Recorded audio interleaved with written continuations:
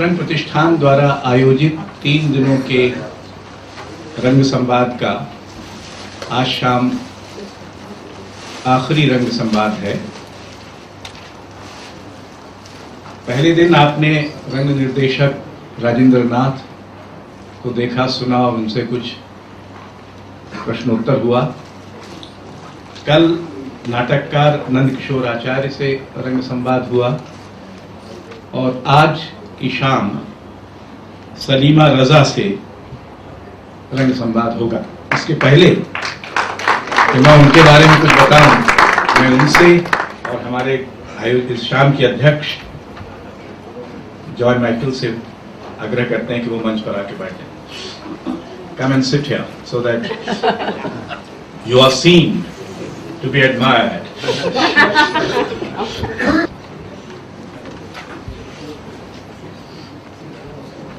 You come in. Okay. You have to move. Yeah, you move.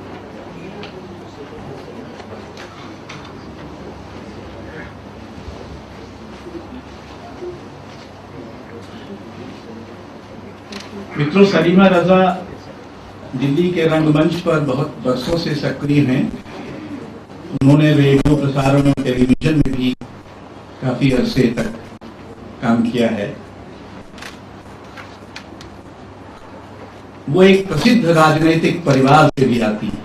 उनके पिता doctor ज़ैदे Ahmad और मां हजरा बेगम अपने जमाने में प्रसिद्ध राजनेता थे। इन दिनों तो राजनेता के बेटा बेटी होने की बात को छुपाना चाहिए, क्योंकि अक्सर राजनेता इस काबिल नहीं होते कि उनका जिक्र सार्वजनिक रूप से कोई उनके बेटे बेटी करना चाहें। लेकिन वे वो जमाना था जब राजनेताओं की सामाजिक प्रतिष्ठा और मान्यता थी और बहुत आदर था। और डॉक्टर ज़ैदे अहमद का हम में से बहुतों ने उस जमाने में कम्युनिस्ट पार्टी, विपता इत्यादि के सिलसिले में नाम सुना था। तो एक तरह से उनको जो कलाओं में दिलचस्पी और हुनर है वो एक तरह से विरासत में मिला। उन्होंने दिल्ली में Sheela Bhatia, Joy Michael, TP Jain, Amal अंदाना आदि निर्देशकों के साथ काम किया है। ये बरसों तक यात्रिक, यूनिटी, टीटीए, दूरदर्शन आदि से जुड़ी रही हैं और इन दिनों dramatic arts and design academy, खुला जाने कहाँ है, जहाँ भी है वहाँ अभिनय का प्रशिक्षण देती हैं। और वे अंधे लोगों के लिए एक रेडियो पत्रिका, ये है रोशनी का कारवां, की संपादित करती और लिखती हैं। उन्होंने हिंदी, उर्दू, अंग्रेजी तीनों भाषाओं में समान अधिकार होने के कारण इनकी बहुत सारी नाट्य प्रस्तुतियों में काम किया है। उनके अभिनय का रेंज बहुत बड़ा है। उन्हें दिल्ली नाट्य संघ ने, अब कहाँ है दिल्ली नाट्य संघ, पता जाने है कि नहीं होगा, लेकिन एक ज़माने में उसके पुरस्कार इत्यादि की प्रतिष्ठा थी। उस ज़माने में ही उन्होंने सलीमा रजा को 2 बार पुरस्कृत किया है। वो बरसों विदेश में रही हैं और ओमान में भी लगभग 12 बरसों रही हैं।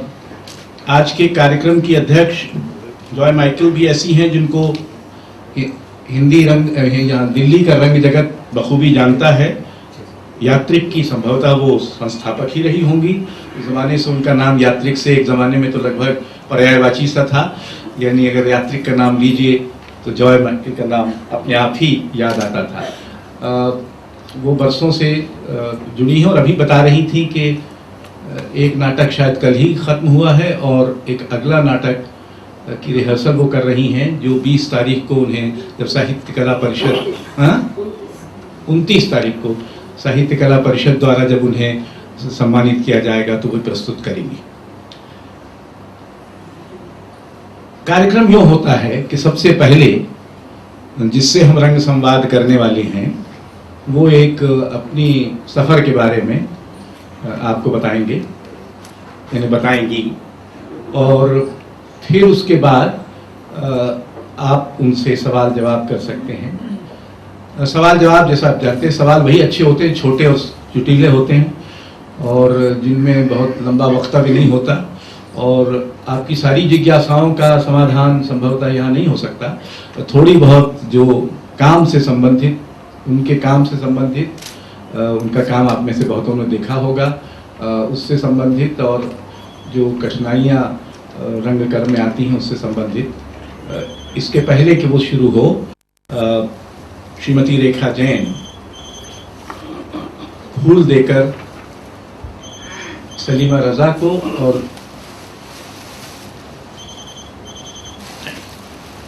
जॉय माइकल को सम्मानित करेंगे।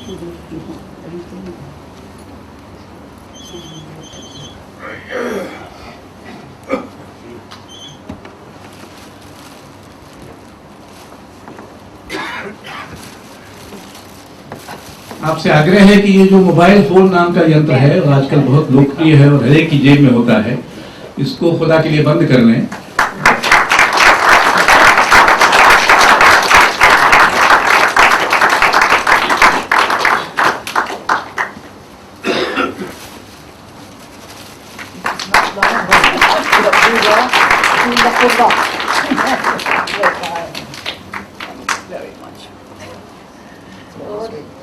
ये हमारी पड़ोसन भी रही है और हम लोग साथ साथ काम भी करते रहे हैं। और सलीमा बिल्कुल छोटी सी थी जब हम हेडक्वार्टर में इनके साथ खेलती थी। यद्यपि आज शाम के निमंत्रण का इस पारिवारिक घटना से कोई संबंध नहीं। सलीमा रजा को इसलिए नहीं बुलाया कि वो बचपन में रश्मि के साथ खेलती थी, इसलिए बुलाया है कि वो बड़ी कलाकार है, उनके बारे में हम जानना चाहते हैं। We will start with Joy Michael to say a few words about Salima Raza's work, and you can do it sitting there, and you can do it in the language you like. Friends, and I look on you all as very good old friends. I want to say that I don't know why I have been given this privilege to be here to introduce a very dear old friend. And shall I tell you how old? Because I have always not only known Salima, but respected her, admired her, and loved her. She's been a great asset to us in Yatrik and even before that. So, you know, it makes me realize, Salima, it goes back a long time, doesn't it? We have been celebrating 125 years of St. Stephen's College, and I've been very much involved because I am a Stephanian. I've been very much involved with all the preparations, and only on Monday we're going to have the release of the book which George Verghese has edited. It's called Tomorrow's India, Another Tryst with Destiny. This is going to be on Monday the 13th at 6:30 at the Habitat Center. And I've been very much involved with this and with other activities.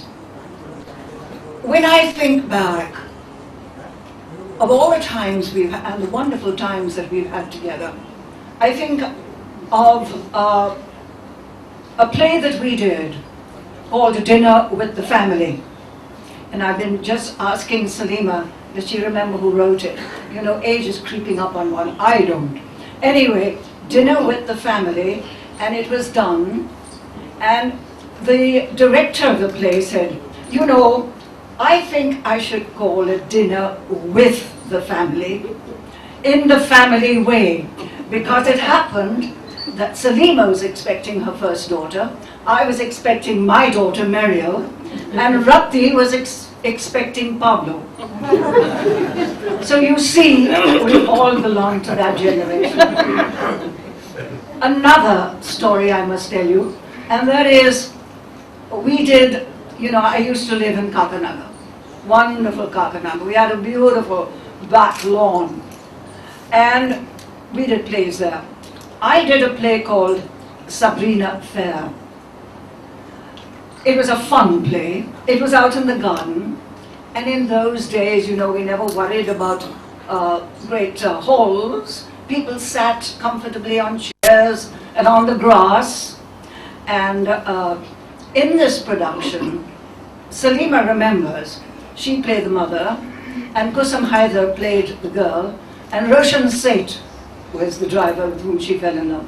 You know, Salima relates a story where, what happened, Salima?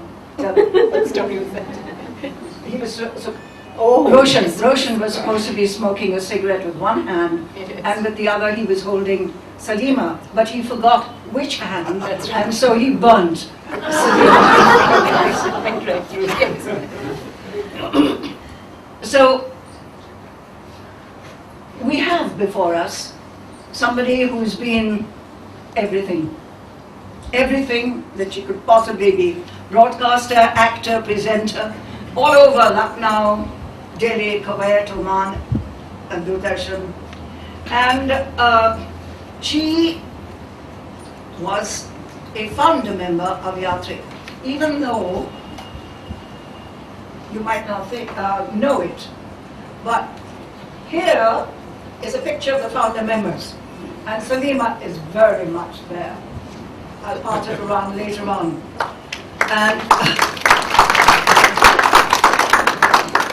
And Asad, of course, has always been such a stalwart, a strength in our group. Now, one of the things I want to leave with you, and what we want, is for Salima to tell us a little bit more about herself, for all of you to ask questions, many questions, and then we'll have a lot of interaction. But I want to leave you with this in mind, and that is that one of the finest, most outstanding plays, performances that Salima has ever given was in Azad Ka Khwab. It was just fantastic. Many of you will remember that, because when Yatri was celebrating its 40th anniversary 2 years ago, we had a great celebration, a real showstopper, as it was called, a celebration. 2 weeks at the British Council, 2 weeks at the Habitat Centre. And we had 8 plays which we showed. One of them was Azad Ka Khwab. And I appealed to Salima, and in her usual generous, helpful, loving way, she said yes. And she did an amazing thing. She got some of those old actors together, wherever they were, she pulled them out. She pulled them out and said, now we're going to do this. And did she do it? What a great job she made of it. And she looked as beautiful as she did 40 years ago, let me tell you. Now I will leave her to tell you how beautifully she did all this. Thank you, Joy. आदाब। राजा मेहदी अली खां की एक फिल्मी गज़ल का एक मिसरा है कि कहने को बहुत कुछ था अगर कहने पे आते, लेकिन हुजूर यहाँ मामला बिल्कुल उल्टा है। मेरे पास कहने को बहुत कुछ नहीं है। जब नटरंग प्रतिष्ठान ने, कीर्ति जी ने और मेरी दोस्त, नई डिस्कवर्ड दोस्त रश्मि ने मुझसे बात की और कहा कि इस सिलसिले की, इस श्रृंखला की, इस साल की जो चुने गए हैं लोग उनमें मेरा नाम है, तो मुझे खुशी हुई, हैरत हुई और परेशानी हुई। खुशी जाहिर है किसी को भी सम्मान मिले, इज्जत मिले तो खुशी तो होती है, और फिर ऐसा अच्छा सम्मान। हैरत इसलिए कि मैंने सोचा कि 30 साल तो मैं हिंदुस्तान से बाहर हुई हूँ। अरे 30 साल छोड़िए, 3 साल में लोग भूल जाते हैं, हादसा था, गुजर गया होगा, किस जमाने की बात करते हो। लेकिन मुझे कहाँ से इन्होंने ढूंढ लिया और मुझसे कहा कि नहीं, तुम आओ और अपनी जिंदगी के बारे में बातचीत करो। परेशानी जाहिर सी बात है, ना मैंने किसी बड़ी इंस्टीट्यूट में कोई डिग्री हासिल की, ना मैं किसी बहुत बड़े एक्टिंग के गुरु के साथ उनके अंडर मैंने काम किया, ना मेरे पास कोई अवार्ड्स हैं ऐसे जिनकी बात करूं, ना मैंने कोई झंडे गाड़े, ना मैंने कोई किले फतेह किए। बहकैफ आप सबका रंगमंच नटरंग प्रतिष्ठान का बहुत बहुत शुक्रिया इनायत, मेहरबानी कि आपने मुझे ये मौका दिया कि मैं आपके सामने आज आऊं और आपकी इज्जत मेरे सर आंखों पर।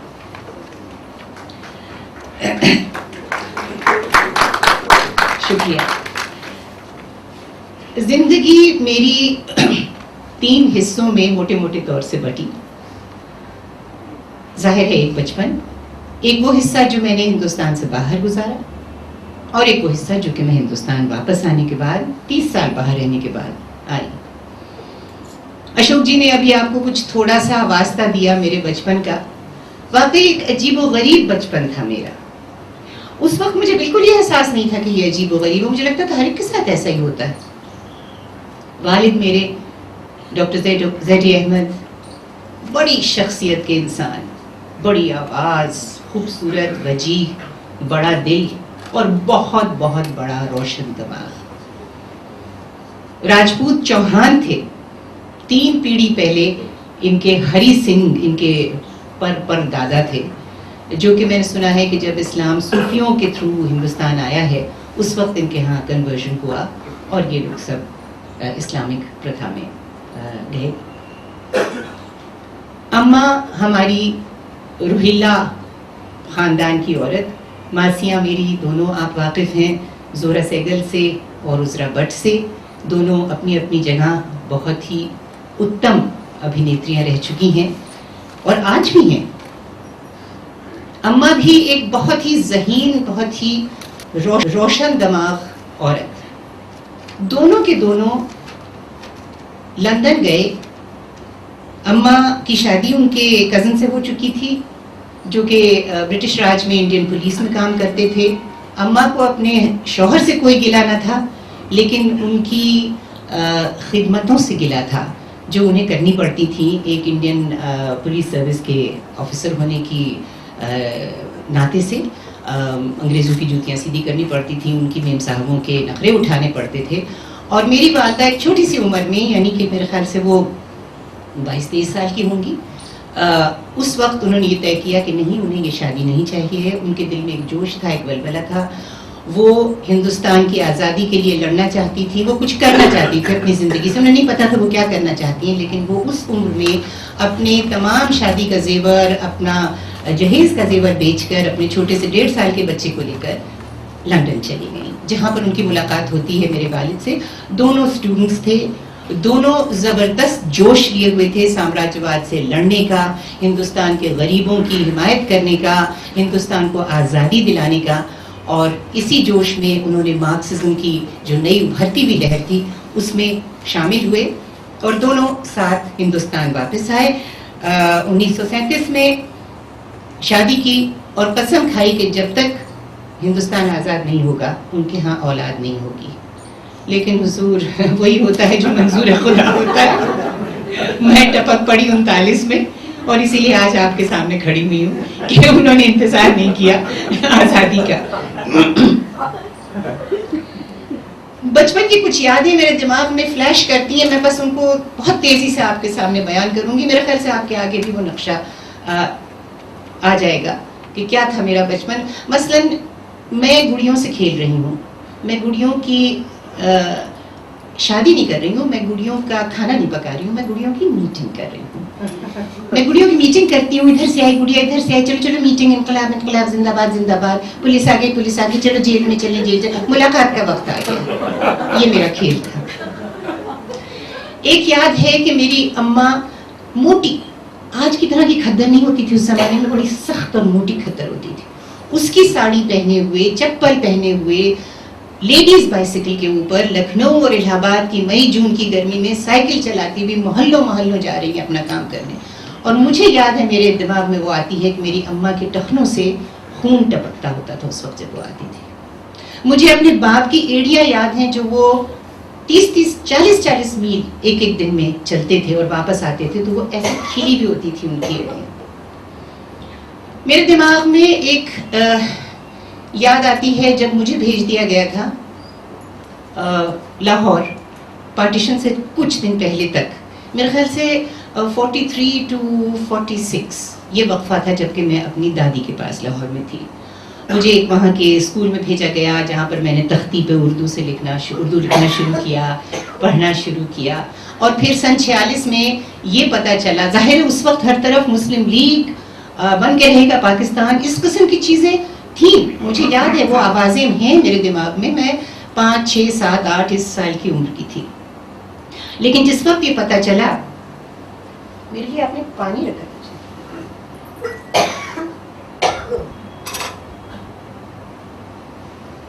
जिस वक्त ये पता चला कि हिंदुस्तान और पाकिस्तान के टुकड़े हो जाएंगे, जाहिर है मेरी दादी ने कहा कि भाई तुम लोग तो पाकिस्तान में आने वाले नहीं हो, तो तुम अपनी बिटिया को ले जाओ। उसके बाद एक बड़ी दिलचस्प याद है मेरे दिमाग में, मेरी कज़न यहाँ बैठी हुई है, इलाहाबाद मुझे भेज दिया गया क्योंकि दोनों मेरे वालिदैन पूरी तरह से स्वतंत्रता संग्रामी थे और उसमें पूरी तरह से लगे हुए थे, जूझे हुए थे। और मुझे भेज दिया गया अपनी बुआ के पास, सादिका के पास इलाहाबाद। वहाँ उनकी बच्ची को पोलियो हो गया, वो उसे लेके लंदन चली गई और मैं कुछ दिन के लिए उनकी ससुराल में, जो कि छपरा के सरन खानदान की जगह थी, वहाँ पर मुझे रख दिया गया। शंकर सरन, शेखर सरन, इन लोगों के यहाँ मुझे रख दिया गया। उस वक्त मैं 8 या 9 साल की थी। मुझे बहुत प्यार करती थी, माई कहते थे हम उन्हें, बहुत प्यार करती थी। मुझे बाइस्कोप कहती थी, सलीमा, सिनेमा, बाइस्कोप। तो मुझे बाइस्कोप कहती थी। मैं कहना ये चाह रही हूँ कि एक बड़ी खूबसूरत चीज़ थी जो मैं आपको सिर्फ ये बातें इसलिए बताना चाह रही हूँ कि मैं शायद आप ये समझ पाएं कि मेरे दिमाग के कंप्यूटर में मेरे बचपन ने कितना अहम रोल प्ले किया है। कि वो माई जो थी वो मुझे बेहद प्यार करती थी, मेरा बहुत ख्याल करती थी, लेकिन मैं उनकी रसोई में या मिश्र जी के पास कभी नहीं जा सकती थी, मलेच्छन थी ना, तो मुझे हमेशा नाली के उस पार बिठाया जाता था। लेकिन मोहब्बत में उनकी कमी नहीं थी। वो अपने संस्कृति, वो अपने माहौल, वो अपने रसूमात की उतनी ही पाबंद थी जितना कि वो जानती थी कि थी। और मेरे दिल में उस वक्त ये हरगिज ख्याल नहीं आया कि मेरे साथ कोई नाइंसाफी की जा रही। मुझे लगता था ये बचपन है मेरा और ये है। एक और याद जो आती है, जैसा कि अभी अशोक ने कहा कि वाकई मैं समझती हूँ कि मैं बहुत बहुत खुशकिस्मत थी कि मेरे पास ये यादें हैं। कितने हैं ऐसे लोग जिनके पास ऐसी यादों का खजाना है। 1948 में कम्युनिस्ट पार्टी को पटेल ने बैन कर दिया। एक सुबह मैं 9 साल की थी, मैं उठती हूँ, मेरी अम्मा कहती है बेटा बाबा तुम्हारे अंडरग्राउंड हो गए हैं, पुलिस मुझे लेने आई है, रोना नहीं, नीचे आओ, 5 रुपए लो, यशपाल जी, द फेमस यशपाल जी के पास चली जाना और नीचे खड़े होकर जोर जोर से नारे लगाना, इनकलाब जिंदाबाद। अच्छी तरह याद है मुझे कि मैं सवेरे खड़ी हुई हूँ, मेरी अम्मा को एक ब्लैक मरिया में लिए जा रहे हैं, मोटे मोटे आंसू मेरी आंखों से निकल रहे हैं, मेरे गला रूंधा हुआ है, मैं उसके बीच में से इनकलाब जिंदाबाद करने की कोशिश कर रही हूँ। लेकिन फिर भी मुझे किसी वक्त ये एहसास नहीं हुआ कि मेरे साथ कोई ज्यादती हो। अब मैं आपको बताना चाहती हूँ कि क्यों मुझे ये एहसास नहीं हुआ। क्योंकि मैं समझती हूँ कि मेरा दिल इस कदर भरा हुआ था कि मैं इतने अजीम लोगों की बच्ची हूँ, मुझे इतना प्यार, इतनी इज्जत, इतना मान मिलता था। मैं अपने माँ बाप के साथ 3rd क्लास में जाती थी और स्टेशन पे जाती थी तो हार फूल से उनका स्वागत होता था और साथ साथ मुझे भी लोग वैसे ही उठाते थे। I felt like a princess. मैं शहजादी थी। मेरे पास एक सोने का छल्ला नहीं था, मेरे पास सिर्फ खद्दर के कपड़े थे। मेरी माँ ने सिर्फ मुझे पाठशाला में पढ़ाया था, लेकिन आप यकीन मानिए कि मैं एक शहजादी महसूस करती थी। और इन चीज़ों को मैं शायद जिस वक्त उन्होंने कहा कि आप अपने बारे में बताइए, रश्मि ने कहा मुझसे अपने बारे में बताइए, तो मैंने कहा रश्मि शायद मेरा बचपन ही था जिसमें से मैं मुस्तकिल अपने जो भी मैं चरित्र खींचती हूँ, जो भी मैं अदाकारी करने की कोशिश करती हूँ, शायद कहीं उससे कोई चीज़ जुड़ के आ जाती है जो मुझ में ऐसी रमी हुई है कि मुझे वो किसी तरह से भी नकली नहीं महसूस होती वो चीज़ें।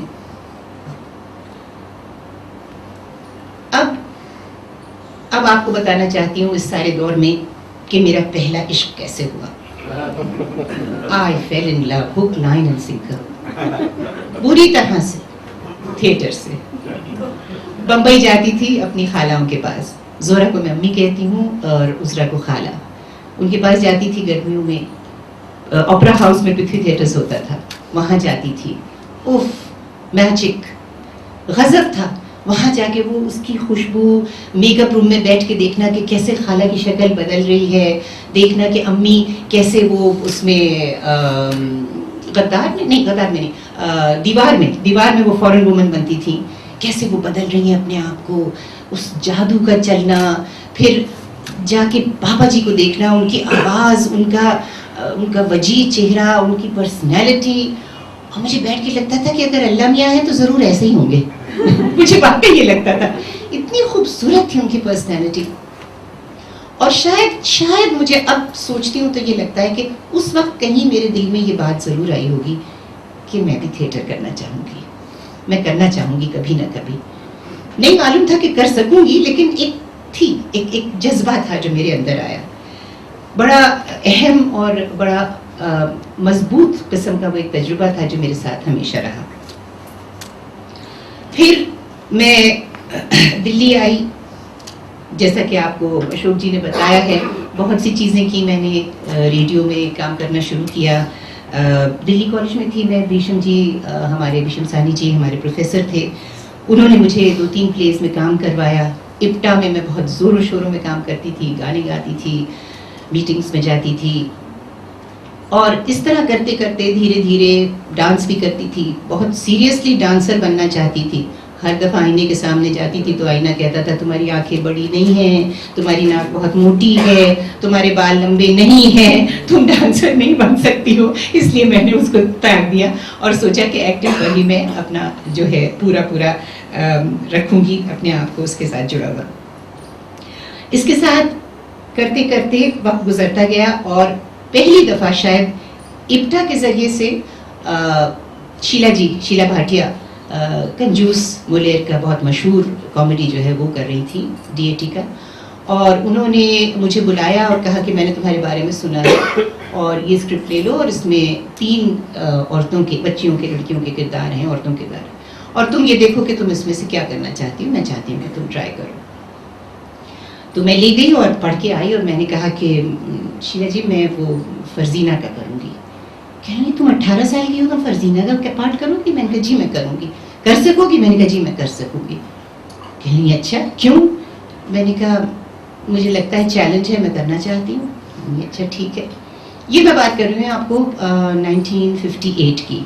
तब तक मेरी ज़िंदगी का दूसरा इश्क हो चुका था, यानी असद रज़ा।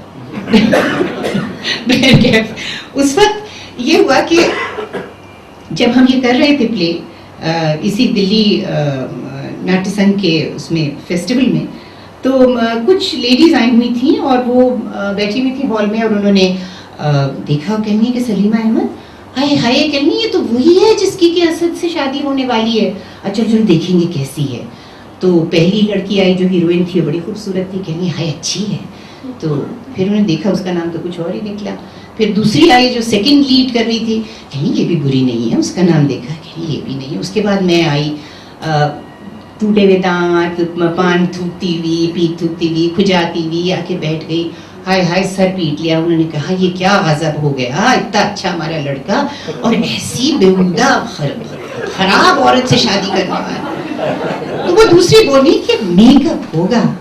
आई बीवी कहने लगी खुदा का खौफ करो, कितना मेकअप होगा। अब भाई ना 60-65 की होगी तो 40-45 की तो होगी। उसके बाद ये हुआ कि जब मैं आके मेकअप रूम में बैठी तो मैंने देखा कि पीछे से 2 मुहतरमाएं, 2 खवातीन कुछ यूँ झांक सा रही हैं, और जैसे ही मैं मुड़ के देखती हूँ पीछे हो जाती हूँ, फिर मैं झांक रही हूँ, फिर वो पीछे हो जाती। तो बाहर निकल के आई, मैंने आदाब किया, मैंने कहा जी आप इंतजार कर रही हैं? कहेंगे जी। मैंने कहा किसका? कहेंगे आपका। तो मैंने कहा जी मुझसे क्या काम है? कहेंगे खुदा के वास्ते मेकअप उतार दीजिए, हमारी रातों की नींद हराम हो जाएगी। तो तब मुझे पहली दफा ये एहसास हुआ कि अच्छा सलीमा तुम मतलब ऐसा कर सकती हो कि लोग ये समझने में मजबूर हो जाएं कि वाकई तुम 60-65 की हो। खैर इसके बाद मेरी मुलाकात मेरी प्यारी दोस्त जॉय माइकल से हुई। मुझे भी अब याद नहीं कि किसने हमें मिलाया। Joy doesn't remember, I don't remember, all I know is that we met. वो मौका था कि जिस वक्त दिल्ली में पहली बार मैं पूरे तौर से दिल्ली की स्टेज पर आई, और वो यूनिटी थिएटर के ज़रिए से। आई अंग्रेजी प्लेज में जॉय ने बड़े कॉन्फिडेंस से मुझे रखा। मैं बताना चाहती हूँ मैं कभी किसी अंग्रेजी स्कूल में नहीं पढ़ी हूँ ना, 14 हिंदी स्कूलों में पढ़ी हूँ, एक भी अंग्रेजी स्कूल में नहीं पढ़ी। जॉय ने कहा नहीं तुम अंग्रेजी प्ले में काम करोगे। प्ले तो करना ही था तो काम करने को तैयार हो गई। अब आप ना पूछिए कि मेरा क्या आलम होता था, वो कमबख्त फ्रॉक तो पहननी नहीं आती थी मुझे, और फिर हाई हील्स। मैं तो हमेशा सटर बटर चप्पल पहन के और उस तरह से घूमने वाली लड़। अब मैं इनसे कहूँ कि Joy am I standing all right, am I sitting all right, कसम खुदा कि मैं आज तक कभी भी अंग्रेजी प्ले में मैंने अपने आप को कभी भी कंफर्टेबल नहीं महसूस किया, हालांकि ये नहीं मानेंगी।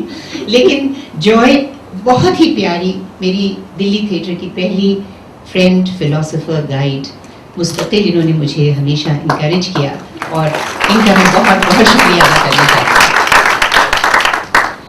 हम प्लेस करते रहे यूनिटी थिएटर के साथ साथ। उसके बाद फिर ये ख्याल आया कि जॉय ने ये आइडिया दिया कि हम लोग क्यों ना एक रेपर्टरी शुरू करें, और मेरे ख्याल से पहली सेमी प्रोफेशनल रेपर्टरी, जिसमें हमने कहा कि शायद हम पूरी तरह से अपने एक्टर्स को सैलरीज तो नहीं दे सकेंगे, लेकिन कम से कम हम उनको इतना कर देंगे कि उनकी जेब से खर्चा ना जाए, उनको कम से कम इतना मिलता रहे कि वो। ये सामने रखकर यात्रिक का वजूद आया। जो है आपको बता चुकी हैं कि यात्रिक में सुषमा, कुसुम, रतीक, जो है निगम, मार्कस, रोशन, हम सब थे। बहुत खूबसूरत दिन थे। महादेव रोड पे एक छोटा सा हॉल है, शायद आप लोगों ने, कई लोगों ने देखा होगा, मेरे ख्याल से 100-150 से ज्यादा सीटिंग नहीं है, अबाउट 150, नॉट इवन 120। छोटा सा हॉल, छोटी सी स्टेज जिसपे कि सेट लगाने का कोई सवाल ही नहीं उठता। पीछे पर्दे हम लोग पेंट कर करके बना देते थे, किसी में दर बना देते थे, किसी में दफ्तर का दरवाजा बना देते थे, लेकिन बेहद मोहब्बत और बेहद मेहनत से वो प्ले हम लोग करते थे। And I think we had a fair share of success in those plays, Joy. Yeah. अब मैं पहुंचती हूँ आज़र का ख्वाब पे। मैं समझती हूँ कि शो का ये ड्रामा पिग्मेलियन, जिसका कि असल में ये तर्जुमा है, बहुत से लोग इसको माय फेयर लेडी के नाम से जानते हैं, लेकिन माय फेयर लेडी तो उस म्यूजिकल का नाम है जो कि फिल्म और प्ले बना है, लेकिन असल में पिग्मेलियन का तर्जुमा था। शो, बर्नार्ड शॉ ने सामाजिक रूढ़िवाद और समाज में जो हदें बनी हुई हैं ऊंची नीची, उनको तोड़ने के लिए, क्योंकि he was a great socialist himself, उन्होंने ये प्ले लिखा था फ्यूडल डिवाइड्स को के ऊपर एक बड़ी भारी, एक बड़ी तेज टिप्पणी थी। और हज्जो का जो कैरेक्टर था, मैं समझती हूँ कि इतना मुकम्मल था वो कैरेक्टर कि एक अभिनेत्री के लिए वो करने का मौका मिलना, अव्वल तो यही बहुत बड़ी बात है कि मौका मिला उसको करने का, और दूसरे ये कि उसको समझना और उसको एक एटलीस्ट एक अक्लमंदी से उसको पेश करना, ये बड़ा खूबसूरत चैलेंज था। और इस चैलेंज को करने में मुझे लगता है कि मुझे अपने आप में बहुत कुछ तलाश करना पड़ा, बहुत कुछ ढूंढना पड़ा, और बहुत कुछ मैंने पाया। हम सब छोटे छोटे फ्लेजलिंग एक्टर्स थे, हम में से कोई किसी बहुत बड़े ऊंचे स्तर पे नहीं था। ये बैठे मेरे दोस्त राजेंद्र जी, सब उसी ज़माने के हम थे।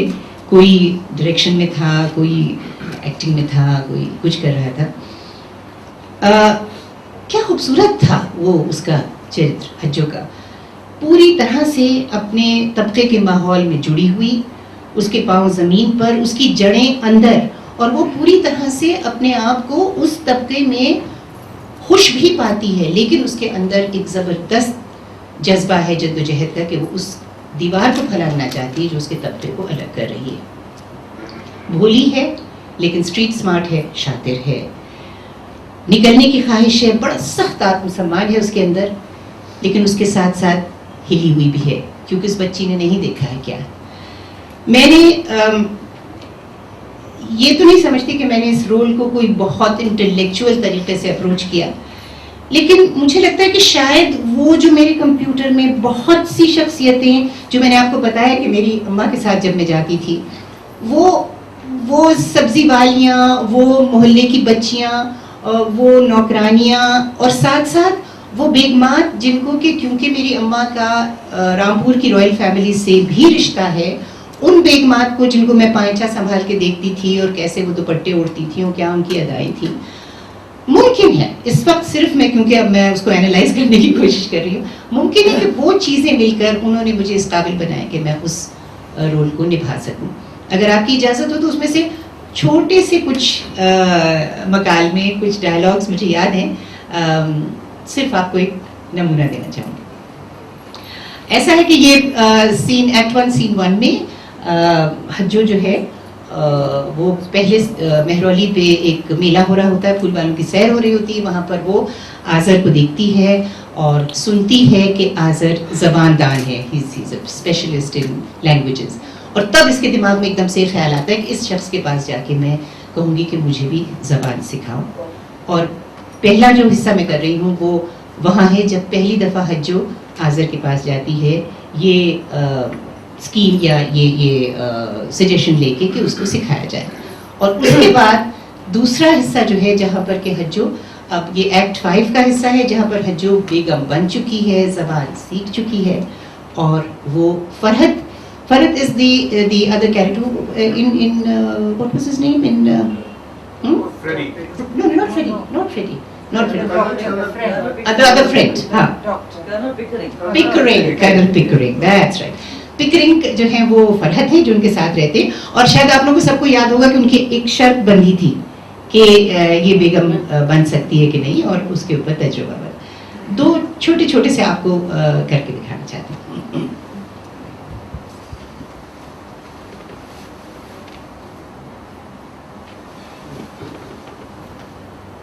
तो जबान संभाल के बात करा,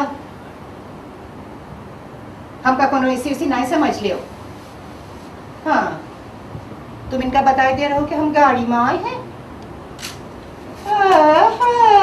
वो दिमाग तो देखे, अरे लाउंडवा पढ़ाए पड़ी हाल है, जब कहीं कलेक्टर होता तो जाने का करता।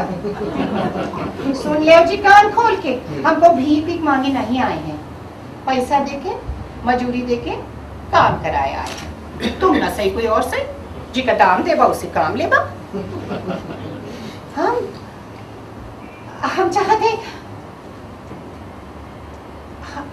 हम चाहते बेगम बनना। जब तक हम बेगमन की ऐसी फूकी फूकी बोली ना बोल पाई बा, हमका बेगम बनाइए कौन? ये हमका नरम नरम बोले का सिखाई सकत है, मुलम दाम दे के सिखा, मुफंद नहीं सिखा। हाँ, अरे का बात करत हो, हम खूब जाने थे कितना पैसा लगे थे पढ़ावे में। अरे 3 किताब पढ़ने के उन्हें गंवार जाए ना। हम एक सहेली रही, वो मौलवी साहब थे कुरान शरीफ पढ़त रहे और महीना 5 रुपया देते रहे, वो मौलवी साहब भी गंदी खालिस मक्के शरीफ के रहे। तुका का है, तो हमारी अपनी जबान है का, बस हम 3 रुपया महीना देबा, न टका कम न टका ज्यादा।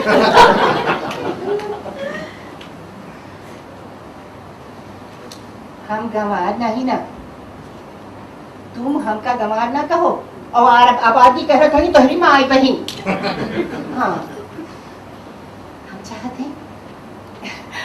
हम चाहते कि बेगम बन के और गाड़ी में बैठ के और अच्छे अच्छे कपड़े पहन के जाए, और सारे मोहल्ले की लड़कियां हमका देख के जले। हम उन कुत्तियों से बात थोड़ी करें।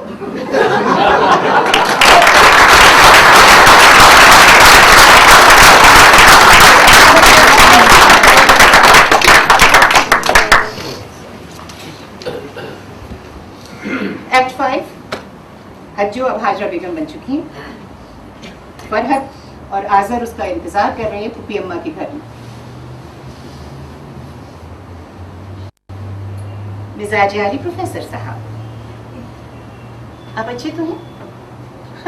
आप तो जरूर अच्छे होंगे, आप तो कभी बीमार ही नहीं होते।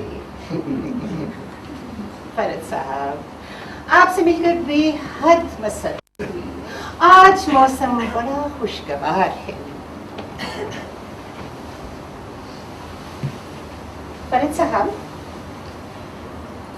अब जब आपका तजुर्बा मुकम्मल हो गया है तो क्या आप मुझसे बिल्कुल ताल्लुकात खत्म कर लेंगे? फरीद साहब, आपकी इनायतों का जवाब मैं उम्र भर नहीं दे पाऊंगी। अगर आपने मुझे भुला दिया तो मेरा दिल टूट जाएगा। नहीं, मैं ये इसलिए नहीं कह रही कि आपने मेरे लिए बहुत अच्छे अच्छे कपड़े खरीद के दिए हैं या मुझ पे बहुत सा रुपया सर्व किया है। आप तो आदतन फैयाज वाक़ई हुए हैं। मैं तो ये सब इसलिए कह रही हूँ कि अच्छे तौर तरीके मैंने आपसे सीखे। जी, बेगम मुझे आपने बनाया। अगर सिर्फ आज़र की मिसाल मेरे सामने होती तो मैं क़यामत तक बेगम न बन पाती। बस इनकी तरह होके रह जाती, ना ज़बान काबू में, ना हाथ पैर बस में, बात बात पर गालियों बकता। आपने मुझे सिखाया कि शुरफा के चलन किसे कहते हैं। ज़बान सिखाना, ज़बान सिखाना तो इनका पेशा है। इन्होंने मुझ पर ही कौन सी इनायत कर दी। और फनून की तरह ज़बान सिखाना भी एक फन है। अल्लाह अल्लाह खैर सलाह। लेकिन मेरी असली तालीम आपने की फरद साहब। जब मैं पहली बार कूचा चिलान आई थी तो आपने मुझे हाजरा बेगम कहकर मुखातिब किया था। वो मेरा खुददारी का पहला सबक था फरद साहब। और ऐसी कई छोटी छोटी बातें जो आपको याद ना होंगी। तब मैंने पहली बार महसूस किया कि आप मेरी इज्जत करते हैं। आप मुझे जलील नहीं समझते, हालांकि आप तो किसी को भी जलील नहीं समझते। दरअसल जमारी और बेगम में कोई खास फर्क नहीं होता, बस उतना ही जितना लोग महसूस करें। मैं आज़र के लिए जमारी हूँ क्योंकि आज़र मुझे हमेशा जमारी समझते हैं, और आपके लिए बेगम क्योंकि आपने मुझे हमेशा बेगम समझा है। फरद साहब, आज से आप मुझे हज्जो कहकर पुकारिए और आज़र मुझे हाजरा बेगम कहेंगे।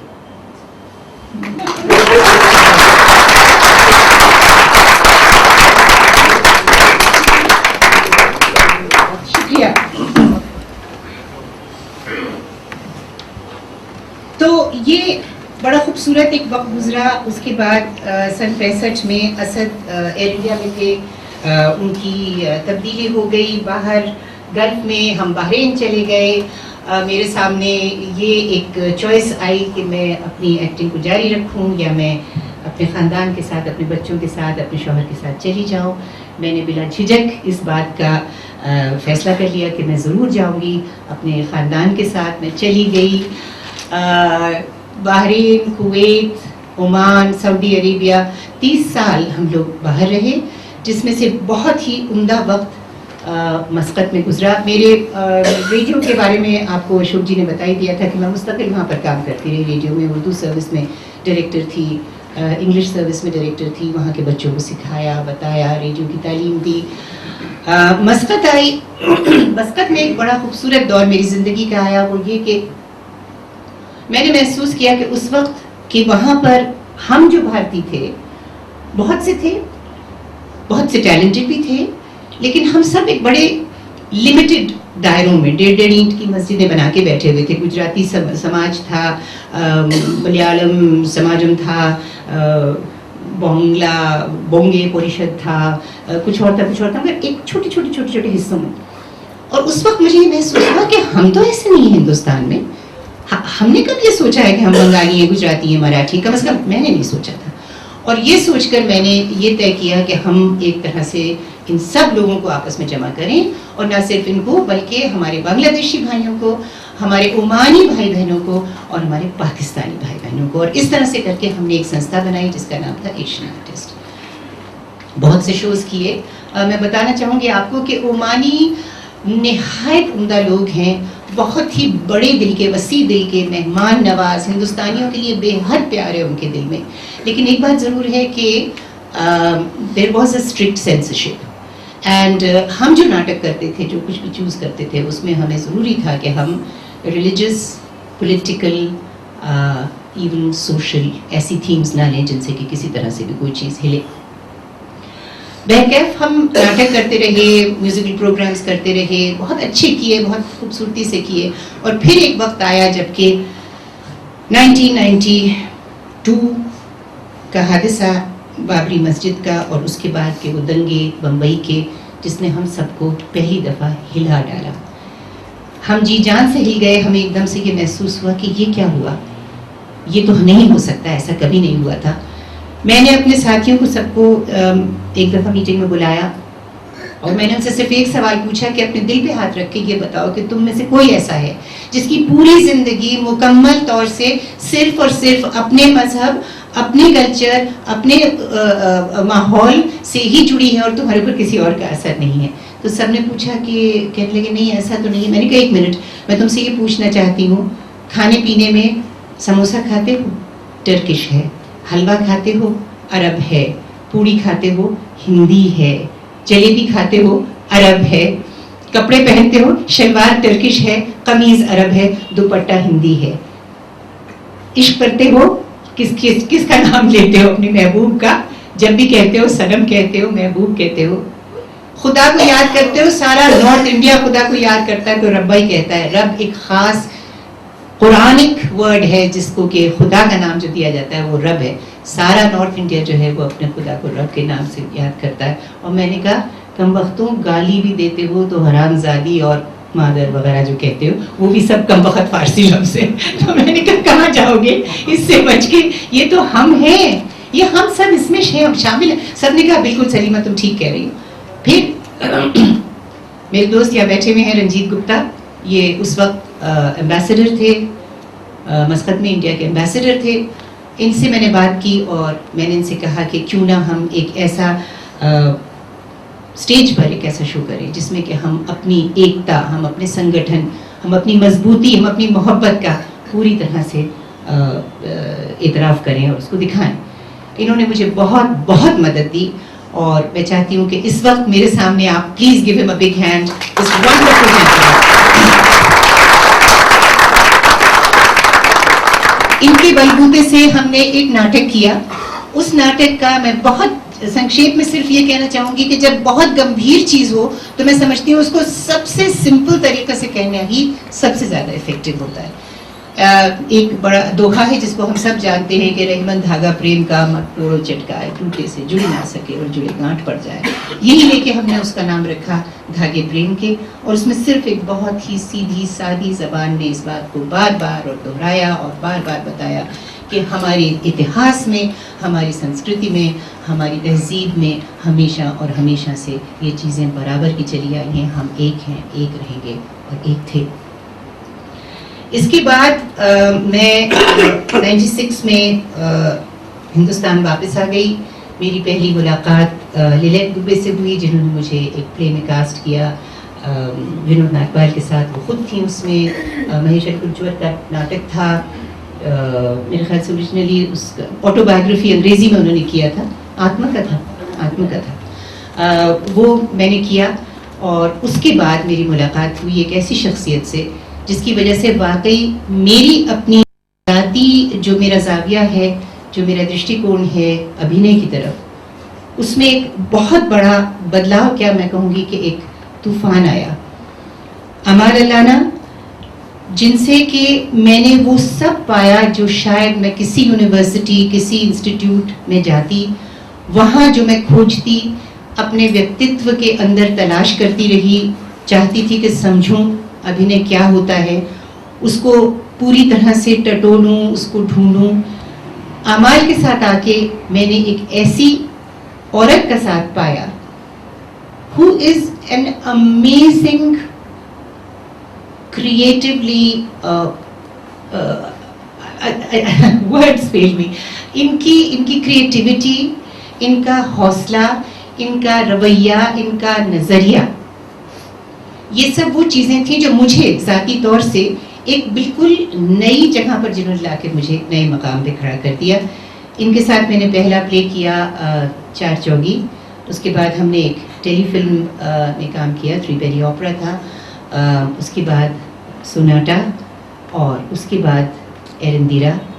तमाम प्लेज बहुत मुख्तलिफ थे, तमाम नाटक अलग थे, तमाम नाटकों का चैलेंज अलग था, उसके पात्र अलग थे और कदम कदम पर मैंने जो कुछ सीखा, जो कुछ पाया, वो अब भी मैं समझती हूँ और मैं चाहती हूँ कि हमेशा हमेशा मेरे अंदर ये जज्बा कायम रहे कि अगर मुझे ऐसी गुरु, ऐसी दोस्त और ऐसी डायरेक्टर मिली जैसी अमाल अलाना है, तो मैं इसी तरह से उसको ढूंढती रहूँ, तलाश करती रहूँ।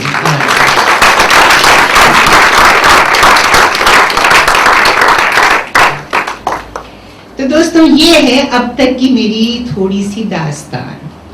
अब मैं तो हो गई खत्म बातचीत। अब आप जो चाहे मुझसे पूछ लें और कह लें, मैं कोशिश करूंगी आपको जवाब देने की।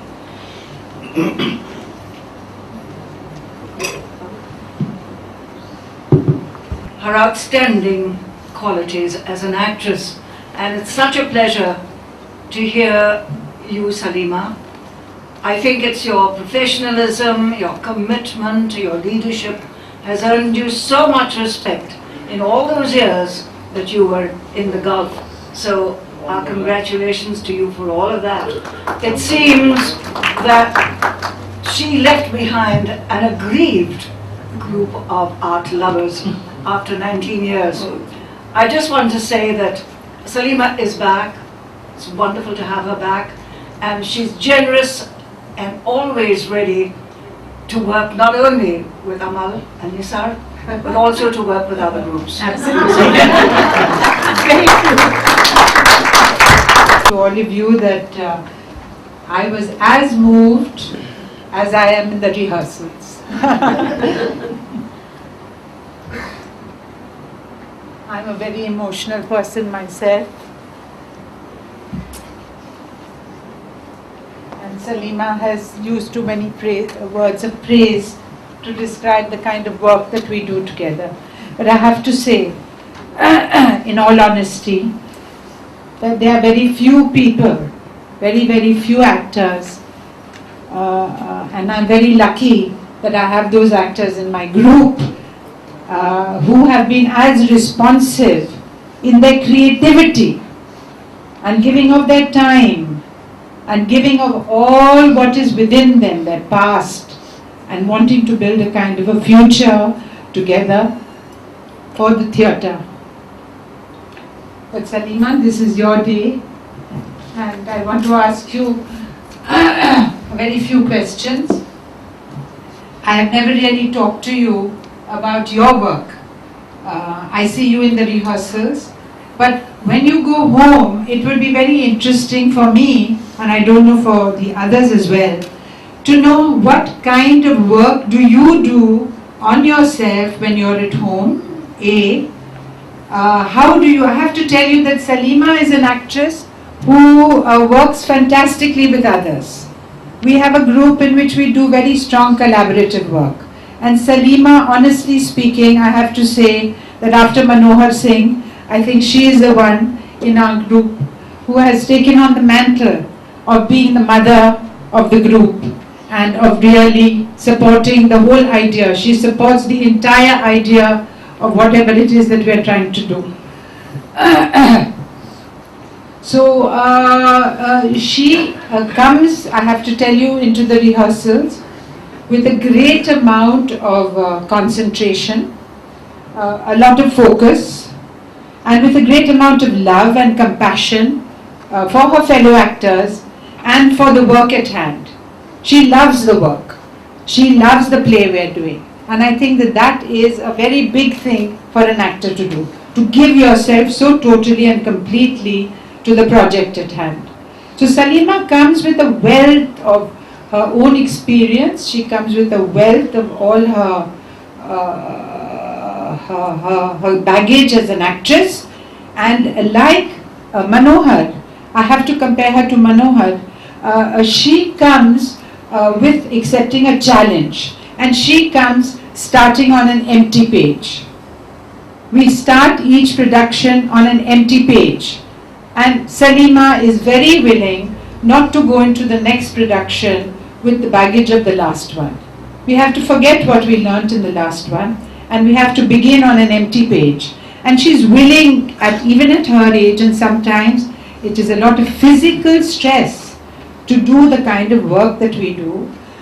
But Salima pulls herself together, and she forgets about the aches and pains wherever they might be, and she comes with this tremendous resource of hers.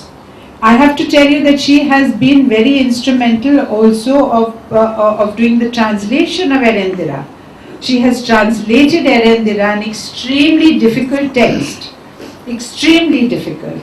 And now we are on to our next project, Nati Pinodini, and we are again directly from Bangla translating into Hindi. So Salima comes with all this repository, but always with a fresh mind into the rehearsals. And so when I see her, and with a great love and compassion to teach the others, we always have youngsters with us, and Salima is always there to help the youngsters, especially in their voice and speech work. She's continuously working with them.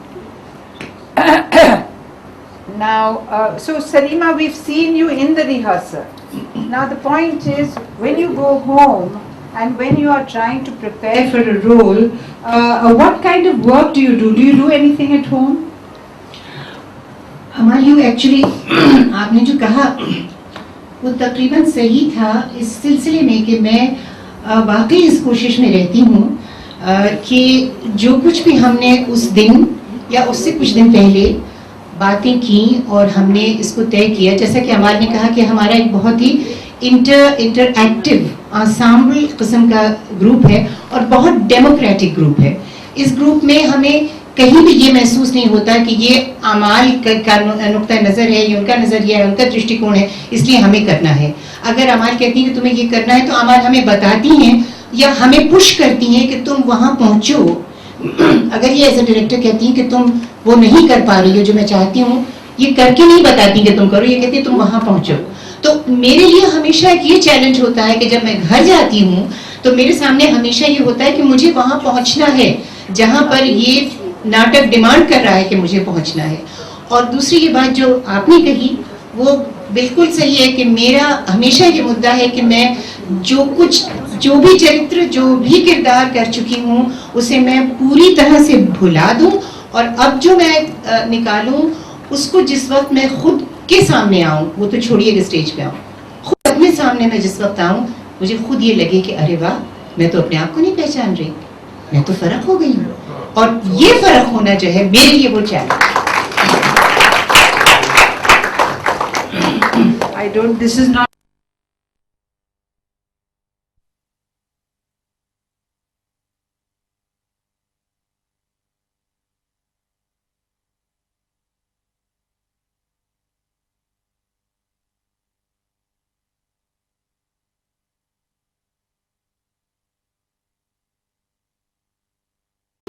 Thank you, Amal, in coming. सुनाई दे रहा है? हाँ बिल्कुल।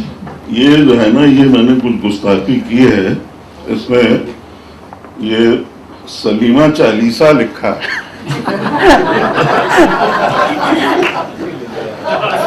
मरे हुए लोगों के ऊपर तो नहीं लिखा जाता। उसमें भैया बहनी अब सुनो, कभी एक गाल बजात, कविता लिख नहीं पात हैं, यूं दूसर है बात। एक शानदार मोहतरमा जिनका सुंदर नाम सलीमा, चलत फिरत मंदिरवा समझो, जहिमा खुशी खुलूस का पूजो। और यहाँ घंटियन की ध्वनि आवत, जबई सलीमा हंसत हंसावत, इनके ठट्ठन का कहना, इनके ठट्ठन का कहना, जैसे बहत जात को झरना। मैं बहुत एक्साइट हो रहा हूँ, कांप रहा हूँ।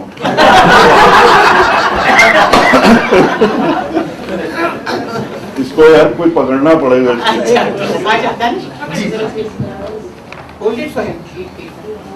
इनके ठट्ठन का कहना, जैसे बहत जात को झरना, मासूम शरारत शिशु की ईमान, आजादी बेबाकी की कोल नहीं सीमा। भांति भांति के जोक सुनावे, हर महफिल की जान कहावें, हाजिर जवाब अस बला की भैया, काटे सवाल जैसे कनकैया।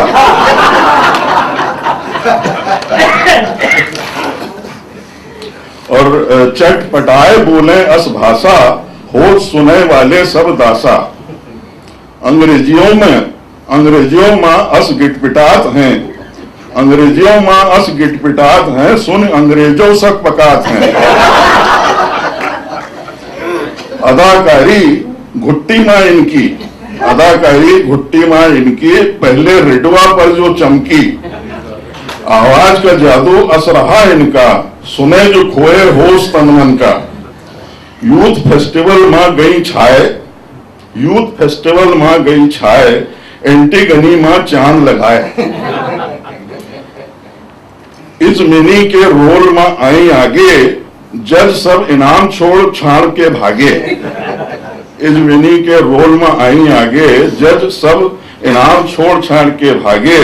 और दिल्ली रंग मंच पर आई, दर्शक गण के मन का भाई।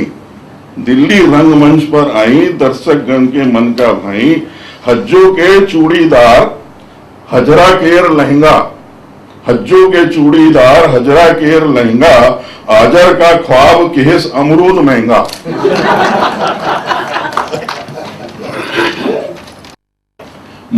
मूल भाग दर्शकन के तब सड़िगे, मूल भाग दर्शकन के तब सड़िगे, रजा विदेश ले इनका उड़गे। मूल भाग दर्शकन के तब सड़िगे, रजा विदेश ले इनका उड़गे। कई साल दिल्ली नहीं आई, बाल सखान की याद भुलाई। शुरू किहन फिर साल में फेरा, साल में एक बार आती थी। शुरू किहन फिर साल में फेरा, हर बारी एक नाटक खेरा। बली सीनियर का बुलात रही, रुलवा को जरूर करवात रही। एक उसमें मस्कट छोड़ दिहन है जब, भाग खुले दिल्ली के फिर से। मस्कट छोड़ दिहन है जब से, भाग खुले दिल्ली के फिर से। रंगमंच पर रौनक लौटी, रंगमंच पर रौनक लौटी, हालांकि कुछ होय के मोटी।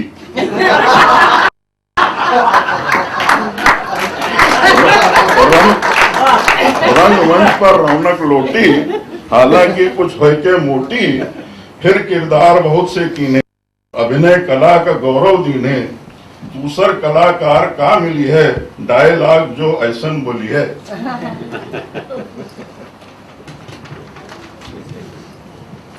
उर्दू अदब पर राज करत हैं, उर्दू अदब पर राज करत हैं, चाशनी बढ़िया पेश करत हैं। उर्दू अदब पर राज करत हैं, चाशनी बढ़िया पेश करत हैं। अस अंदाज में शेर सुनावत, अस अंदाज में शेर सुनावत, सुनी सुनी लोगवा जान से जावत।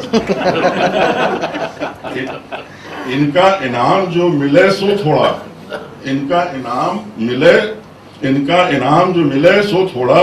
इन्होंने थिएटर का रुख मोड़ा, और बाल सखा है पाक मन, कबो न जाए वो भूल। कॉलेज से है आज तक जो मनई साथ फिजूल।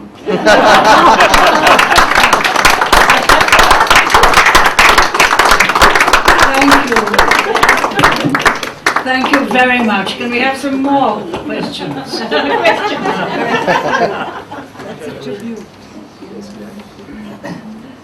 We're looking forward to some more questions. Yes. Thank you. Salima, I'd like to focus on another of your many splendid talents, apart from, of course, acting and theatre. And that is your talent for language and literature. Amal mentioned your really beautiful translation into folk language in Erendera. I remember your brilliant script in Dhage Prem Ke, which you wrote yourself. Then there was the Urdu poetry thing that you put together so beautifully, Ye Ishq Nahi Hai Aasan, which you wrote yourself the script. Then there was, of course, the recent Yaadon Ki Barat of Josh. When did you first realize that there was this other talent inside you, and how did you develop it, and how did you proceed with it? इसका सादा सा जवाब ये है कि मैंने कभी कुछ रियलाइज नहीं किया। खुदा जाने जब मौका आता है उस वक्त कहाँ से कोई बात समझ में आ जाती है। खुदा भला करे दोस्तों का, चाहने वालों का, जिसको सुनाती हूँ कहती हूँ भाई ऐसा कहूँ अच्छा लग रहा है, कोई कहता है हाँ अच्छा लग रहा है, बढ़ा देती हूँ बात को आगे। लेकिन मेरा ख्याल है कि एक बात आपसे कहना चाहती हूँ कि वही जो मैंने आपसे पहले कही थी कि तालीम मेरी हिंदी भाषा में हुई। हमेशा मैंने हिंदी पाठशाला में पढ़ा। घर पर मेरी अम्मा जो थी वो ख़ास तौर से इस बात को हमेशा इस पर जोर देती थी कि मैं उर्दू पढ़ूं लिखूं। मेरे लिए उर्दू के ख़ास तौर से बच्चों के रिसाले आया करते थे, एक फूल होता था, एक खिलौना होता था, वो पढ़ा करती थी मैं। अब रह गई अंग्रेज़ी की बात, तो मेरी अम्मा और बाबा लंदन स्कूल ऑफ इकोनॉमिक्स के PhD थे। अम्मा भी पढ़ चुकी थी, बहुत पढ़ती थी, अंग्रेज़ी ज़बान बहुत अच्छी तरह जानती थी। और वो मुझे, मैं ये सब इस वक्त बैठे हुए जवान माँ बाप जो हैं यहाँ पर, उनसे कहना चाहती हूँ कि ये हुनर जो है, इसकी गिफ्ट सिर्फ और सिर्फ वालिदैन देते हैं बच्चे को, क्योंकि जब उस छोटी उम्र में उनके कंप्यूटर के अंदर डाला जाता है कि लफ्ज़ की रोशनी, the beauty of words, what it does to you, please don't overlook it. Don't think it's the teacher's job in the school to do. No, वो बच्चे के अंदर नहीं रहता। इस वक्त मेरी बेटी आयशा, अगर मैंने उसको बचपन से, जब वो बाकी कहती थी और मैं से कहती थी बेटे बाकी कायदा, वो कहते कहते आज वो पलट के कहती है कि अम्मा मैं जब बाकी कहती हूँ तो मुझे जोर नहीं लगाना पड़ता, वो निकलती है चीज़। तो मेरा ख्याल है कि क्योंकि ये हमारा जो एक इतनी खूबसूरत गंगा जमनी माहौल था जिसमें मैं पली बढ़ी, कि मैं जन्माष्टमी के में जाके कृष्ण के झूले झुलाती थी, मैं होली खेलती थी, मैं ईद में थी, मैं वो सारी चीज़ें, वो सारे अल्फाज, वो शब्द, वो दोहे, वो चीज़ें, जैसे आपने अभी कहा कि रिंदिरा, मुझे नहीं मालूम हमने कैसे किया। अमाल और हम लोग बैठे और अमाल ने कहा यू ट्राई। मैंने कहा अमाल अमाल ने कहा तुम कोशिश करो, बनती है नहीं तो हमने we were thinking of getting a person to actually a script writer to do it। लेकिन जब हमने करना शुरू किया तो मेरे अंदर से कहीं वो राजस्थानी, वो हरियाणवी, वो अल्फाज के जैसे उसमें मैं शुरू में एक हमने लिखा था कि घर को वो जब वो डिस्क्राइब करती है कि इतना बड़ा घर, ऊबड़ खाबड़, मानो ऐसा जैसे कि आंसू की बूंदों के झाड़ फानूस। अब झाड़ फानूस अगर एक बच्चे को बचपन से नहीं पता है, एक तो झाड़ फानूस है, लेकिन देहाती जब उसको कहता है तो वो झाड़ फानूस कहता है। अच्छा, ऊबड़ खाबड़ का एक शब्द है, उसमें गार्सिया मार्केज कहता है, it said so beautifully, it was wonderful कि मार्केज जैसे इंसान की भाषा हमारी जबान में, लेकिन I had wonderful parents who always were there to give to me the beauty of the various languages। एक जबान नहीं, बहुत बहुत बड़ी उनको गिफ्ट उन्होंने मुझे दी थी। और मेरे ख्याल से यही बात है कि मेरा शौक़, मेरा प्यार मेरी अपनी ज़बान से, जो मेरी उर्दू ज़बान है, मेरी अपने देश की ज़बान से जो कि हिंदी ज़बान है, और उस ज़बान से जिसमें हम सब सीखते हैं, बोलते हैं, बात करते हैं, अंग्रेज़ी ज़बान है, बरकरार रहा। That is a real gift, Salima. इस गैरत नाहीद की हर तान है दीपक, इस गैरत नाहीद की हर तान है दीपक, शोला सा लपक जाए है आवाज तो देखो। मैं इसी आवाज के सिलसिले से बोलूंगा, आपसे मुझे शिकायत है, ये हक तलफी थी। अरशद इकबाल मेरा नाम है, और मेरे लिए सलीमा आंटी है, आप तमाम लोगों की दोस्त हैं।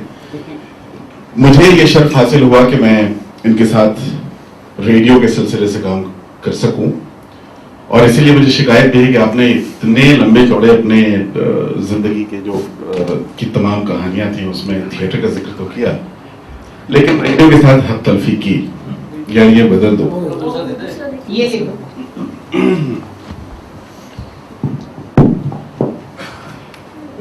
छोटा सा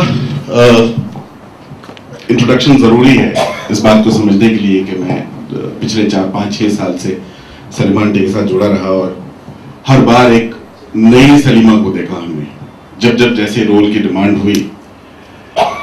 सबसे पहले जब मैंने आपको आवाज और अंदाज में यहाँ सुना था एफएम पे, तो मैंने पूछा यार ये औरत कौन है जो ये बोलती है, जो मुझसे अच्छा बोलती है। तो पता चला किसी ने बला मुबालगा, बिना किसी एग्जैजरेशन की बोल रहा हूँ, एक साहब मेरे दोस्त थे, रजा नाम था उनका, उन्होंने कहा ये रेडियो की मीना कुमारी। बाखुदा मैं झूठ नहीं बोल। और किसी शख्स के लिए, किसी आर्टिस्ट के लिए इससे ज्यादा बेहतर कोई कॉम्प्लीमेंट नहीं हो सकता। बहरहाल उस दौरान मेरे पास, मैं रेडियो के एडवर्टीजमेंट से ताल्लुक रखता हूँ, एडवर्टाइजिंग से ताल्लुक है मेरा।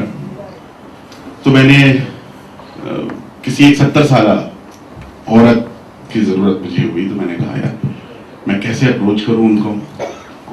बहुत सोचा, कहीं से आपका ऑल इंडिया रेडियो से नंबर मिला मुझे, हमने आपको फोन किया। बहुत डरते डरते, जाने कितने दफा पता नहीं है क्या, कहीं ये 30 सेकंड के उसमें मुझे 2 लाइन बोलने के लिए तुम मुझे गुड़गांव से यहाँ तक बुलाओगे, पागल हुए क्या। बहरहाल आपने कहा कि हाँ हाँ बिल्कुल। मेरा अगला सवाल था कि चक्कू कितने का लगेगा। और शायद वो बात इतनी पसंद आ गई कि उन्होंने कहा कोई बात नहीं बेटा, मैं तुम्हारे लिए। वो सब तक हम एक दूसरे को मिले नहीं थे। उसके बाद से एक रिश्ता कायम हो गया, लगातार सिलसिला चलता रहा। और उस वक्त तक मुझे ये नहीं मालूम था कि मैं इतनी बड़ी आर्टिस्ट के साथ काम कर रहा हूँ। उम्र का लिहाज जरूर था, मुझे हर बार ये लगता था कि मैं इस तरफ, स्टूडियो के इस तरफ खड़ा होके कैसे बोलूं इनको कि आप यूं करें और ये बताएं। लेकिन वो सारा क्रेडिट आपको जाता है कि आपने मुझे कभी ये महसूस नहीं होने दिया कि मैं कल का पैदा आपको ये बताऊं। मैं हर बार जब हमें लगा कि नहीं यार ये भी कर सकती है, हमने सैकड़ों स्पॉट्स रेडियो के एक साथ किए। और मैं ये दावे के साथ कह सकता हूं, काश मैं यहाँ लाया होता और उसको प्ले किया होता, तो आप ये कह नहीं सकते कि ये वही सलीमा है। हाँ, जो लोग जानते हैं वो जरूर जानते होंगे कि ये आवाज उन्हीं की है, लेकिन हर बार एक नया कैरेक्टर, हर बार एक नया पहलू, हर बार छोटे से छोटा। जब मैं थक के ये सोचता हूँ कि ठीक है यार ये बहुत कोई ऐसी स्क्रिप्ट नहीं है जिसके बारे में बैठ के सोचा जाए, तो भी कहती है नहीं बैठना, मैं अभी सोचती हूँ। ऐसे कहीं क्या? हाँ बिल्कुल ऐसा। अच्छा नखलऊ बोले, लखनऊ की जगह बिल्कुल बोले, ऐसे बोले क्या? So she keeps on adding. आज मैं ये सवाल आपसे, सिर्फ एक छोटा सा सवाल, क्या मेरी क्वेरी है कि जब आप स्क्रिप्ट देखती हैं और परफॉर्म करने के बीच तक, उस सफर को बस बयान कर दीजिए कि क्या चलता है आपके दिमाग में। देखो, साफ बात ये है, हाँ बच्चे मुझे बुलाएं स्टूडियो में तो मैं तो जी खोल के तुम लोगों से लेती हूँ और तुम्हारे साथ मस्ती मारती हूँ और उस मस्ती में से अच्छी चीजें बन जाती हैं। और तुम्हें पता है कि हम लोगों ने क्या क्या कुछ किया, कैसी कैसी अजीब व गरीब आवाजें, कभी पंजाबी सोशल लेडी और कभी क्या क्या, और तरह तरह की हरकतें की हैं। तो ये सारा सिलसिला जो है ये एक स्पॉन्टेनिटी का सिलसिला है मेरे लिए। मैं इन चीजों में नहीं जाती हूँ कि कुछ मैं बहुत सोच समझ के कि अब अरशद ने मुझे ये स्क्रिप्ट दी है, अब मैं सोचूं कि फुला फिल बदी, बस ये करना है, यूं करेंगे, ये बनी बात, नहीं बनी लाओ इसको यूं देखते हैं, ना यूं करते। और यकीन मानिए कि मोस्ट ऑफ द टाइम्स बन जाती है बात। I don't take my self too seriously please. शुक्रिया अरशद। Yes. जी इधर। Could we take the microphone down there? Salima जी, मेरा नाम हेमा सिंह है और मैं आपके साथ एक बार रेडियो प्ले कर चुकी हूँ, इसका इत्तेफाक मुझे मिला है। मैं आपके ये जो एक्टर का एक व्यक्तित्व है उसके बारे में बहुत सारी बातें हुई। फिर ये भी कहा गया कि आप भाषा को लेकर बहुत काम कर चुकी हैं, ट्रांसलेशन जैसे किया आपने। आपके इस व्यक्तित्व का एक नया आयाम मुझे यहाँ पढ़ने को मिला है कि आप डाडा में पढ़ाती भी हैं। तो ये एक अभिनेत्री जब पढ़ाने लगती है, और ऐसी अभिनेत्री जिसने बड़ी स्पॉन्टेनिटी के साथ और बिना किसी एक प्रशिक्षण के अपने आप को ग्रो किया है। मैं इसलिए पूछ रही हूँ क्योंकि मैं खुद भी एक अभिनेत्री हूँ और मैं भी पढ़ाती हूँ। तो मेरे मन में ये सवाल है कि जब एक अभिनेत्री आप जैसी पढ़ाने लगती है तो उसको किस तरह की क्या मज़ा आता है, और किस तरह से उसको आप पढ़ाने वाली अपनी जो शख्सियत है उसके बारे में ज़रा सा आप बताएं तो बड़ा अच्छा लगेगा। बहुत अच्छा सवाल आपने किया, क्योंकि ये वाकई मेरे लिए एक मरहला था।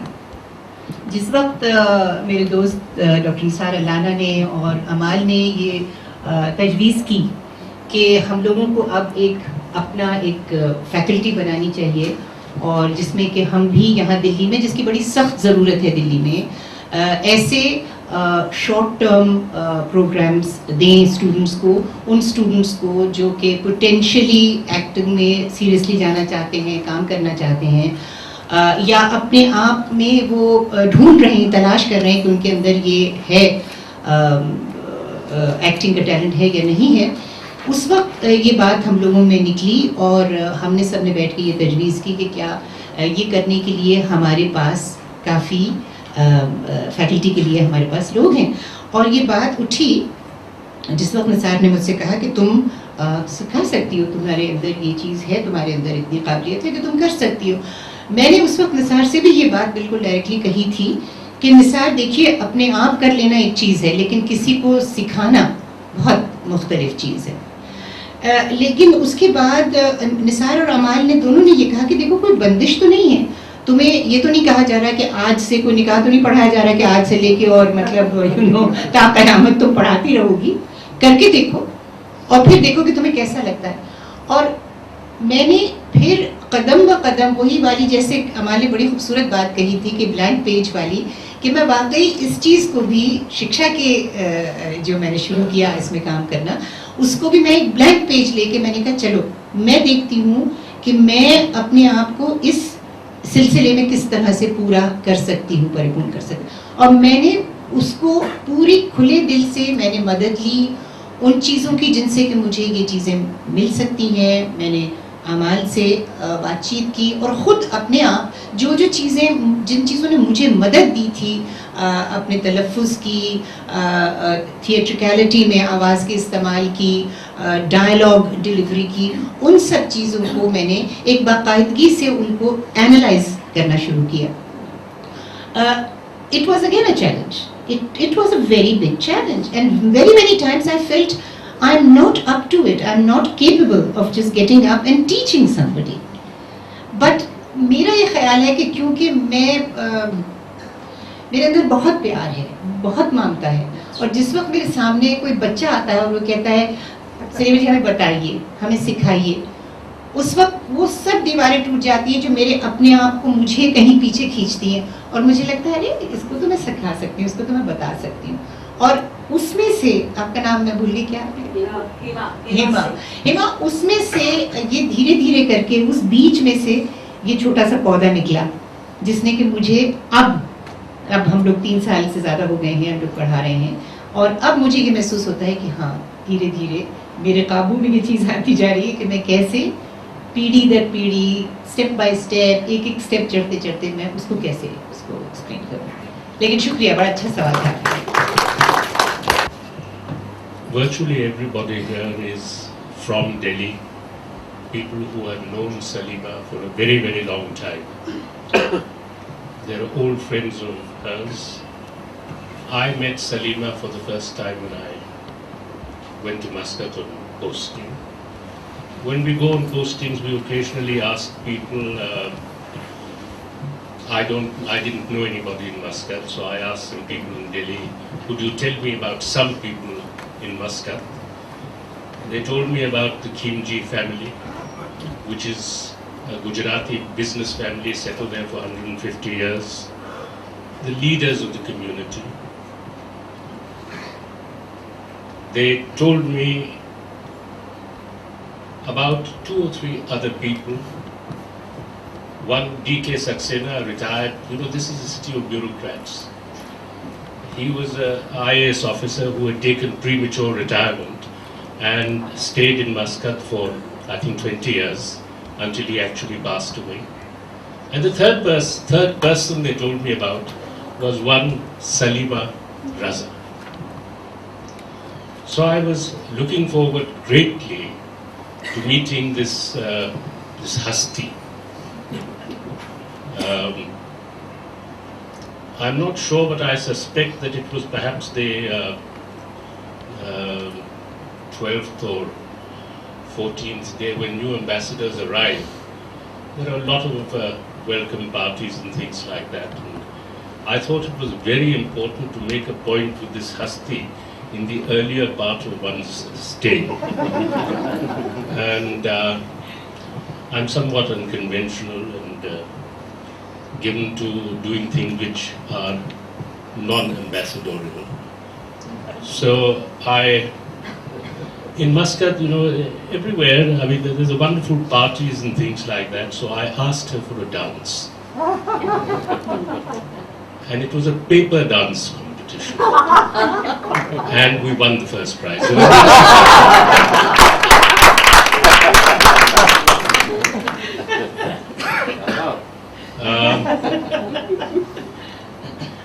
Apart from all her fantastic talents, so I just wanted to say a few things about her life in Muscat. She's an absolutely superb, incomparable hostess. The parties that she hosted, the layout of the house, the decor, the food, the way it was served, the conversation before, the music after, all these things were delicately, consciously put together. Things that stay in one's mind. I think the community was about 300,000. And as she mentioned, there was the Malayalam Samajam, the Bang Parishad, and this, that, and the other. She did more than anybody else. It is part of the duty of the embassy to try and bring them together. Very few embassies succeed in doing so. Just a little diversion here. When I was first appointed, my first ambassadorial posting was Yemen. When I went there, there was one association. When I left 2.5 years later, there were 6. So what Salima did, that we didn't manage to abolish these associations, but we started having programs which were common where everybody participated. She brought them together. She actually used to participate in their programs. I've been posted in 12 countries around the world, 33.5 years abroad. In very large number of, in many countries, there are very large Indian communities. But I have never seen a community, an Indian community like in Muscat. It's one huge, large family. So when a daughter is getting married in a Muscat family, everybody pitches in, and the sort of, you know, people here in Delhi, there's an immense amount of vulgarity in India of today. You get this, that, and the other, you hire them, and they put on the most vulgar possible shows. But in Muscat, when a daughter of this large family used to get married, you had the most refined cultural program. And I would say 99% of them were put together by one Salima Raza.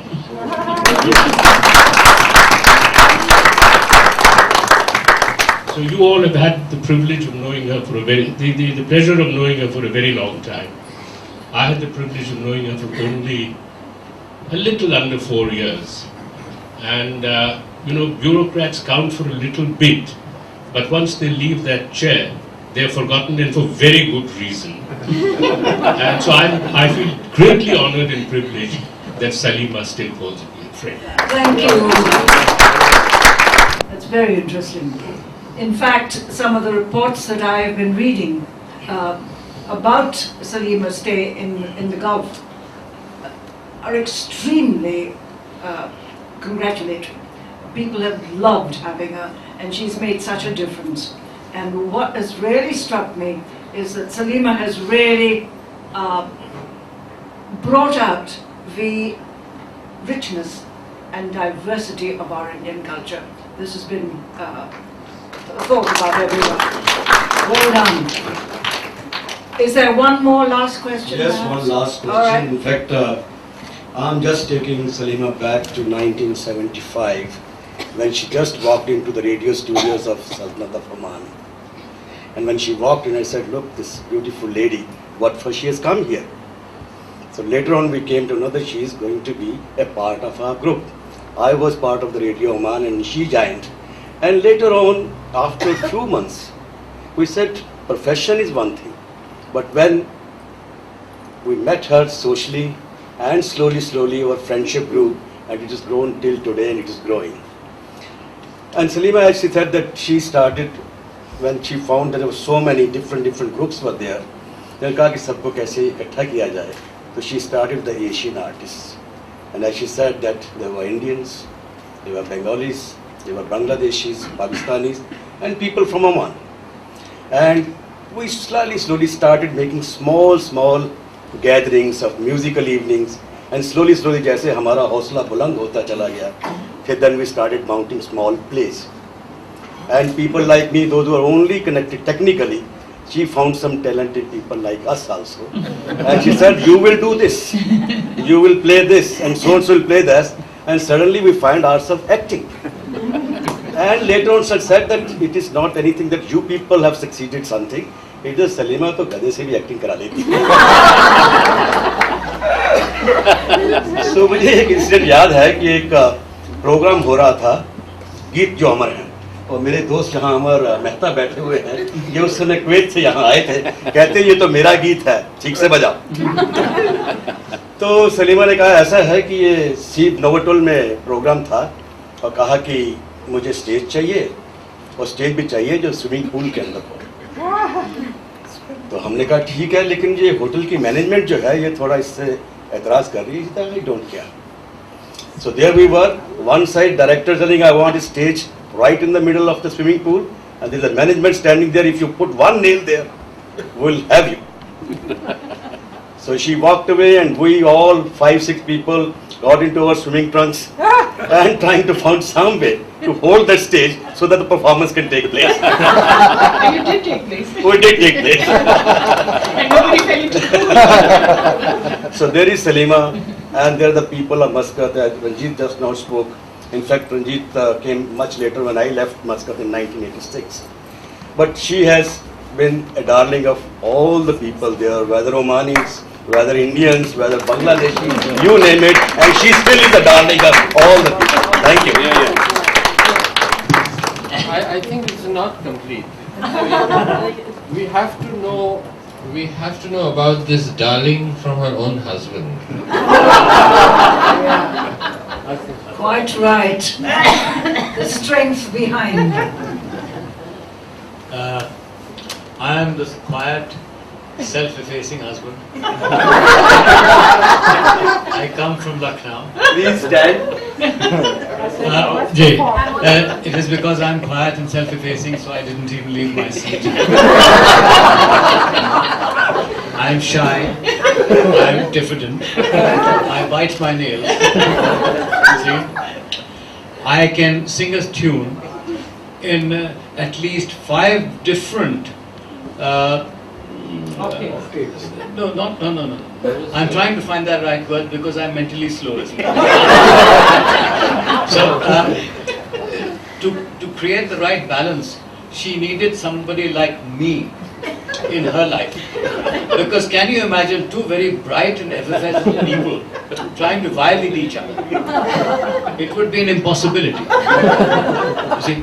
So, bearing that in mind, and given my very natural faculties, because I come from Lucknow, I lie down, I have my hookah, you see, and I'd like somebody to fan me, etc., etc., etc.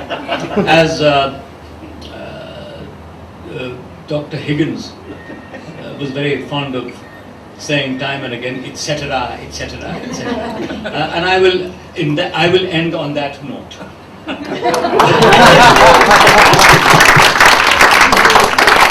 Thank you, Asa. much for giving us that humorous ending. On behalf of Natram, I've been asked to thank you all for making this a memorable evening, and especially to Salima for all that she's contributed. Thank you all very much. Thank you.